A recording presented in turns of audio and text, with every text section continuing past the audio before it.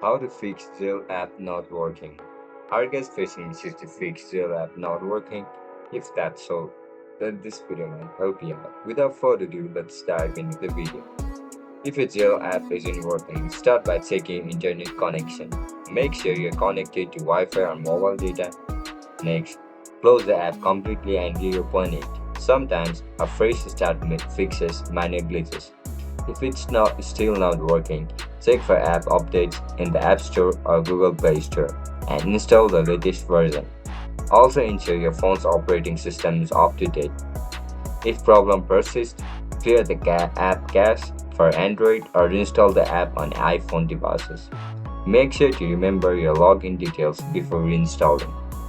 Finally, if none of these steps work, contact your bank customer support or Zelle customer support for assistance. They can check if your account or the app has any issues.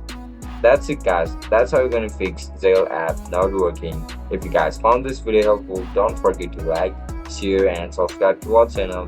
And if you guys have any issues regarding Zelle application, make sure to comment down below. Bye bye.